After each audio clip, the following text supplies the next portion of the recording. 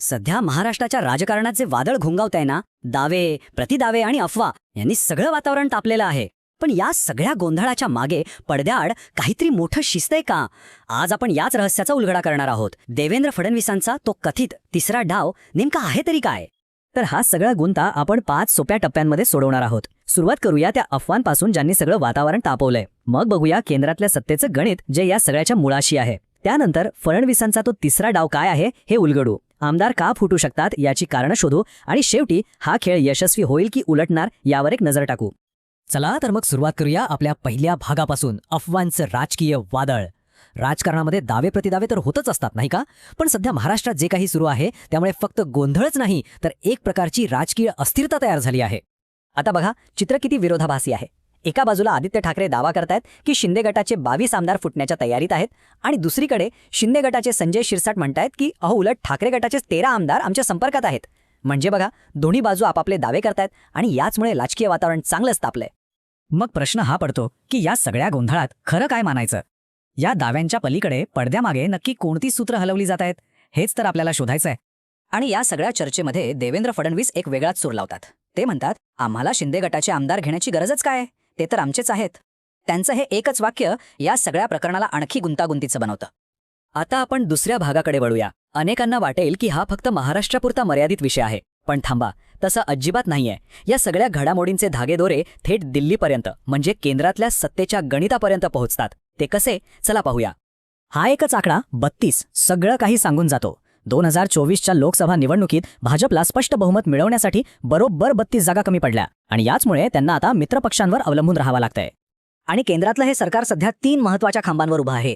चंद्राबाबू नायडूंचे 16 खासदार, नितीश कुमार यांचे 12 आणि एकनाथ शिंदे यांचे 7. आता शिंदे गटाची संख्या जरी लहान वाटत असली तरी आघाडीच्या राजकारणात एक खासदार महत्त्वाचा असतो.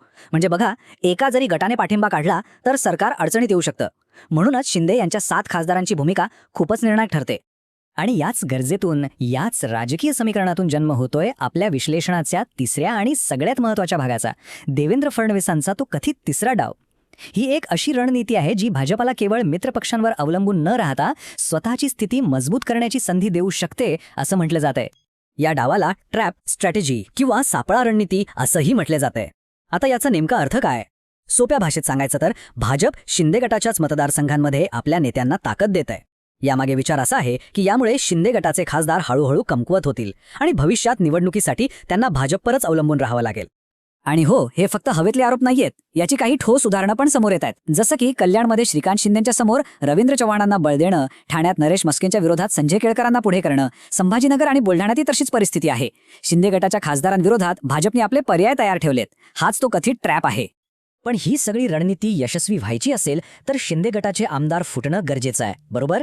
तर मग आपल्या चौथ्या भागात आपण हेच पाहणार आहोत की हे आमदार नक्की पक्ष का सोडू शकतात, त्यांच्यामागे कोणती व्यक्तिगत आणि राजकीय कारणं असू शकतात. यामागे साधारणपणे 4 प्रमुख कारणं सांगितली जातात. पहिलं म्हणजे अनेक आमदार असे आहेत जे शिंदे यांच्यापेक्षा फडणवीसांना जवळचे मानतात. दुसरं, यातले बरेच जण मूळचे भाजपचेच आहेत, म्हणजे त्यांच्यासाठी ही एक प्रकारे घरवापसी असेल. तिसरं, काही ज्येष्ठ नेते आहेत ज्यांना शिंदेंसारख्या ज्युनियर नेत्याचं नेतृत्व फारसं पटलेलं नाहीये. आणि चौथं, काही आमदारांवर कायदेशीर प्रकरणांची टांगती तलवार आहे आणि त्यांना वाटते की भाजपमध्ये गेल्यास संरक्षण मिळू शकतं. उदाहरणं द्यायची झाली तर रामदास कदम आणि गजानन कीर्तिकर यांच्यासारखे मोठे नेते, त्यांना एकनाथ शिंदेंच्या नेतृत्वाखाली काम करणं कुठेतरी खटकतंय असं बोललं जातं. तानाजी सावंत जे एकेकाळी सुपर मिनिस्टर होते, त्यांना आता बाजूला सारल्यानं ते नाराज आहेत. संतोष बांगर यांची फडणवीसांशी असलेली जवळीक आणि हिंदुत्वाचा मुद्दा आहे. तर संजय राठोड किंवा शंभूराज देसाई यांच्यासारख्या नेत्यांना काही कायदेशीर प्रकरणांमध्ये भाजपच्या संरक्षणाची गरज वाटू शकते. प्रत्येकाचं आपापलं गणित आहे, आपापली कारणं आहेत. चला, आता आपण या विश्लेषणाच्या शेवटच्या टप्प्याकडे आलो आहोत. हा जो सगळा राजकीय बुद्धिबळाचा खेळ सुरू आहे याचा शेवट काय होणार? आणि मग उरतो तो सगळ्यात मोठा प्रश्न, फडणवीसांनी आखलेला हा डाव यशस्वी होणार की त्यांच्यावरच उलटणार? कारण राजकारण म्हणजे बुद्धिबळाचाच खेळ आहे नाही का? इथे एक चुकीची चाल संपूर्ण डाव फिरवू शकते. राजकीय विश्लेषकांच्या मते एक गोष्ट मात्र नक्की आहे, एकनाथ शिंदे यांच्यासोबत एक मोठा राजकीय खेळ होणार हे निश्चित आहे.